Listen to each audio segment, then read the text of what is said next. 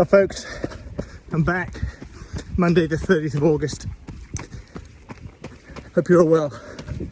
I've been humming and hawing about whether to make any more videos given everything that's been going on the last few weeks, and I've decided I definitely should keep filming these videos and showing you all what we did during our short time out there.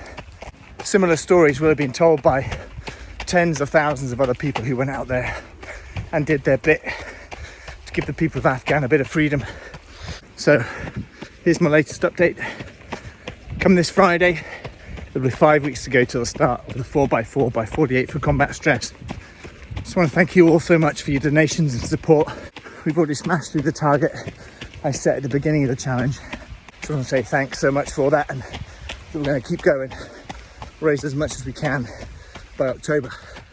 This week's story is how we helped catch Osama bin Laden. Wait till the end to see if we did or not. It was late April 2011 and the Recce platoon were deployed with A Company in the north of the Lashkar area of operations. We got the call to head to Battle Group headquarters as a standalone subunit to go and support a big American operation, all very secretive.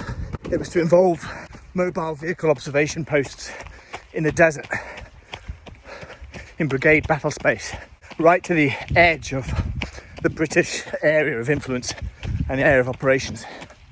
So we set up the vehicles, I think it was 6 or 7 Jackals, and they're the light mobility vehicles, plus a big Mastiff, which is a big truck. And we headed off down to the southeast of the area of operations to receive further orders. When we got there, huge dust storm came in, delayed the operation by 24 hours. In the meantime, we got tasked to go on a cordon and arrest operation to catch a Taliban commander with the Scotch Dragoon Guards who were based at this base we were at. So that night, after the storm, out we went, putting a cordon around a compound. The Scotch DGs went in, arrested this guy, and we tabbed out.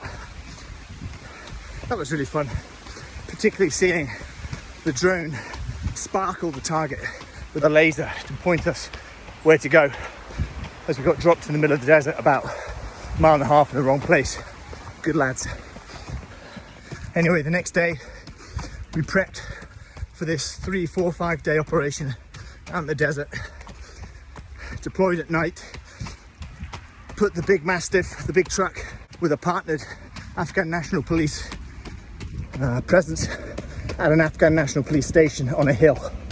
And they would set up an observation post to cover us as we went 3 or 4 miles off into the desert to intercept any people moving along these little rat runs in the desert from this town. The US Marines were doing a big strike up that night on May the 1st, May the 2nd, and we deployed at night and just appeared in these areas. Here's a picture of the platoon just before we deployed. So as the sun rose on the 2nd, we were in place and started intercepting people on mopeds, people in cars, people walking, and biometrically enrolling them on the special camera so that they get uploaded to a database we kept. Fingerprints, eye scans, that sort of stuff. We did it for 3.5 days, day and night. Self-sufficient roving around the desert. Got to see how some of these people live, scraping an existence from the harsh sun-baked soil and the Afghan poppy industry in full swing. We were about 30 kilometers away from headquarters.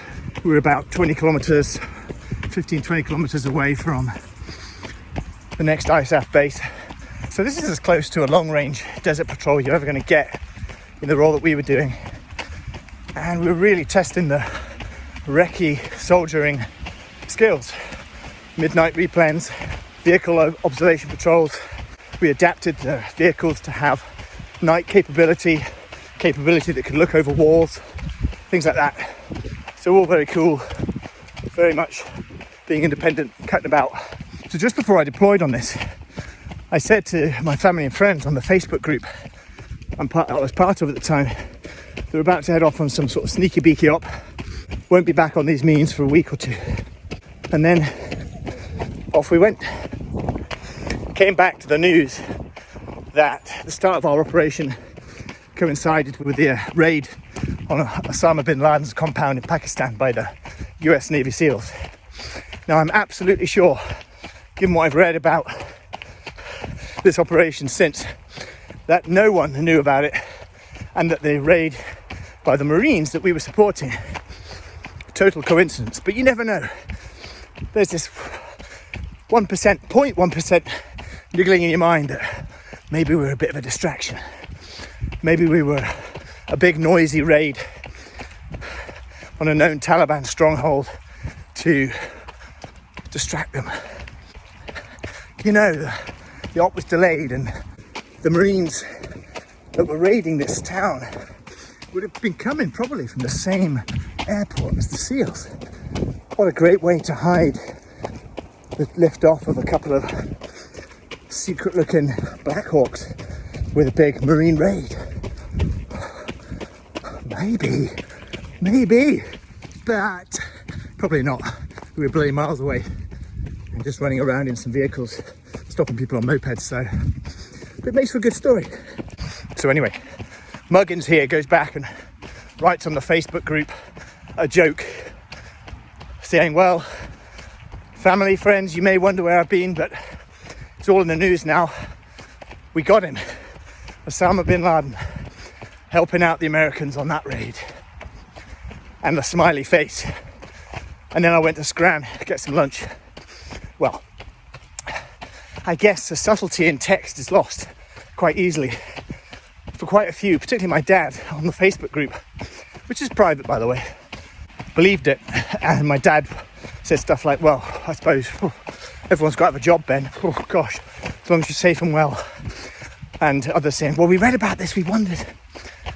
I'll say categorically on the record, we were miles from it. We had nothing to do with it. On a serious note though, all those people that we registered on the database with their biometrics, some of them may have been involved in the Taliban, and I like to think that this data was collected and used to save lives.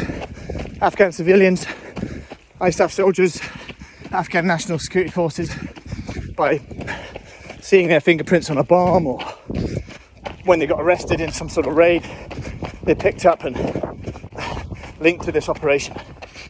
That's how we were not directly involved in the capture of Osama bin Laden.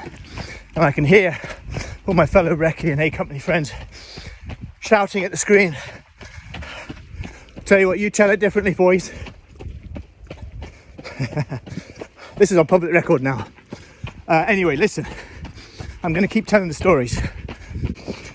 Men and women from this country, plus so many heroic Afghans, fought alongside us to provide freedom and security for the politicians to do their job and the international development crew to do their job. Obviously we failed politically. Militarily, as the chat goes around our net, Afghanistan, we were winning when I left. Anyway, organisations like Combat Stress need your support more than ever. So if you haven't donated yet, why not? And if you have, thank you. Everyone, please like, please share. And for all those who are going to run with me on the 8th to the 10th of October, I'll be in touch to sort out the hours for your running. Thanks, folks.